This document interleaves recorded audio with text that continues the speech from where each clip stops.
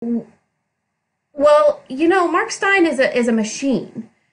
He just is so quick, and he just has so much information to give to you, and he does it so cleverly that he always just is very entertaining, but so informative and so insightful. Because especially yesterday, did he hit it on the head? The gaps. He describes the gaps.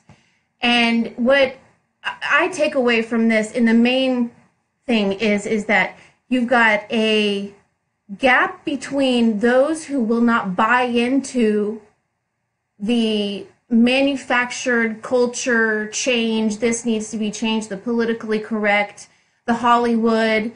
And what I mean by not buying into it is that there's a very big population of conservatives that believe that all of that stuff is about false idols. It's about worshiping stuff that's not really what is a priority in your life. It's very clear to people who are religious or do read the Bible and things like that. Those things can be readily identified, and so they avoid those things. So it's no coincidence that you see the large population of conservatives avoiding things like going to NFL games at this point, going to see movies at Hollywood. All that's tired stuff that, they were willing to buy for entertainment's sake for a while. They're not buying it anymore. But then there's a whole half of the American population that is. And I think there's a big gap between those who buy it and those who won't. And in that side of people who will buy into the false idols, let's just put it that way, of fame and fortune. And there's many different layers underneath that they want fame, they want fortune, or they just want attention. They want someone to pay attention to them to make them feel special. For some reason, there aren't any more humble things that make them feel good about themselves.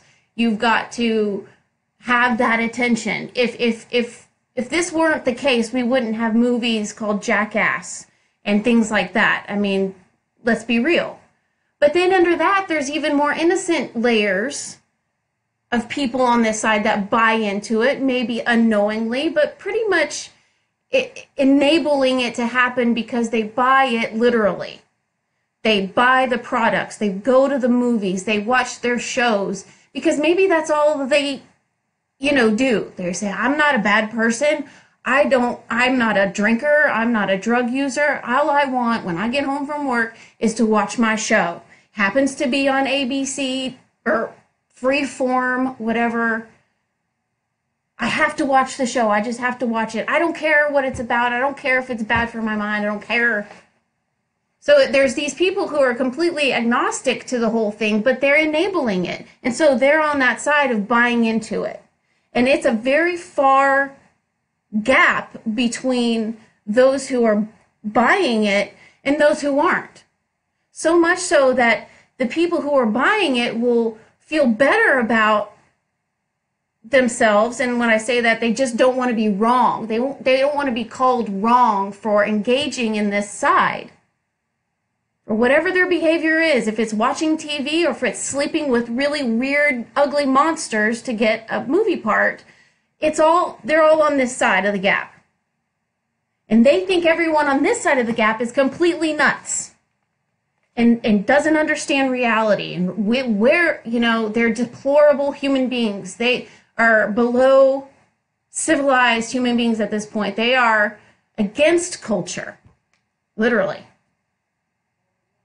So these many gaps that Mark Stein has identified, it's just basically saying, these people on this side of the gap, we don't understand why you believe in these people who enable it, like the major players, the leaders. We don't understand why you believe them. We don't understand why you enable them. And the reason is that it just seems like, don't you know that these people are monsters? Don't you know that these people are bad representatives for young women? And maybe it's because it's just not out in the open to you. But now it is. Now you see the Weinstein scandal. Now you see the NFL players, and people aren't buying it. And they're showing the gap between, for example, the NFL. You're showing the manufacturing of the culture war, manufacturing of the product, which is football and NFL, versus the people who buy it. These people don't understand these people. And then within the NFL, you have a gap. You have the owners, and then you have the players. And the owners don't understand the players, so the owners are pandering to the players, giving them whatever in the culture war booty they want. They're pandering to them. And the politicians have a gap between the politicians and their people. The politicians don't understand the people because they don't have the same problems that these people do. So they pander to the people. Whatever the people say it is the problem. So the culture rules the political direction that we're going in. And if the culture is constantly being pandered to by these very powerful people, these leaders in politics and Hollywood, and then they are under the thumb of some of these people in politics and in Hollywood. I didn't have a choice. I was afraid to get fired. I was afraid to do it any other way. I need that richness. I need that fame. I need that fortune. And I'm willing to do anything to get the success. I'm willing to compromise on anything to get that success. So I'm going to ask questions later. I'm going to do, no pun intended, Harvey Weinstein and ask questions later. Because once I'm successful, then I can deal with it. Once I attain that trophy, then I can deal with it later. Maybe I can make up for it. Maybe I can donate my time in other third world countries and make filtration systems in Africa. But I won't go home back to mom and dad who told me not to go to Hollywood. They told me I was going to compromise myself. And I said, no, mom and dad, I'm going to go to Hollywood. I'm cool. I'm great. Don't you have any more faith in me than that? And they go and they immediately find out what they have to do to get success. And everyone knows about it. So you can't really say anything about it anyway. What was the point? You would just be white noise. So I understand why a lot of people didn't go forward. But isn't that sad that like one in how many millions of people who have gone through that town and been chewed up and spit out, and you've got like one person who stands up against Harvey Weinstein? We are definitely in a culture war, and that side is a huge population of people who are willing to compromise anything to get that a little bit of attention, to get that little bit of release, to get that little bit of Breaking Bad. And versus the other side. So let me just give you a little humorous section of like what I think we on this side, the people who will not buy into it, we feel very far removed. We feel like there's a very big gap between what we know is our world, what is going on in our world, and then all of these people. We think they don't know what is going on. They don't know what's going on in our world. They don't understand us at all. Why do they think we're insane? This is real. We have to pay bills. We have to worry about health care. We have to worry about taking our kids to school. We drive like 20 hours a day just to get to our jobs, just to make enough money so that we can budget, so we can understand what we're going to do in retirement. And then you look at these people. Let's look at Harvey Weinstein. He doesn't give a damn about any of those things. The gap. You see the gap? Hillary Clinton.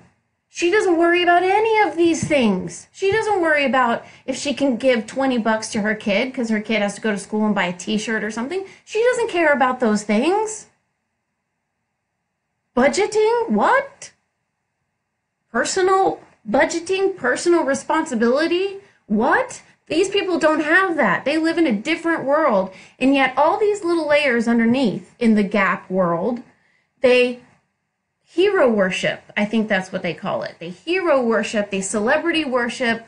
It's like, well, I love to listen to the rap music. I love to listen to Dr. Dre. And I'm actually, honestly, guilty of this. And I'll tell you, I went through a little real coming to Jesus moment when after I had my kids and I hadn't listened to, 3 6 Mafia in a while, I get back to listening to it and I'm like, what was I thinking listening to this? I'm like the weirdest white girl rapping ever. So you do not want to see that. It is just not an image you want in your head. So I will not do that to you. But what happened is that I was listening to that. I was repeating it. I was singing it and I was entertained by it because I kind of convinced myself that like Dr. Dre was sitting in, the living room with Snoop Dogg and they had their kids around and they were in their, house in their suburban, hill with gated community. And I felt identified with them. And I was like, they're really not bad people. This isn't really what they believe. It's just what they're singing about. It's art.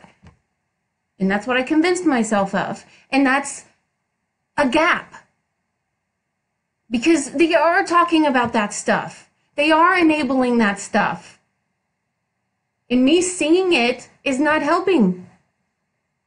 So there's the gap in reality between hero worship and buying into it and then realizing that you can't buy into it. For your ever-loving soul, you cannot buy into it. And then it gets into a more serious note that we'll talk about later. But on a non-serious note, this is how we feel. Let me just show you. Let me get you some help, Truman. Remember this scene? Well. Why do you want to have a baby with me? You can't stand me. That's not true.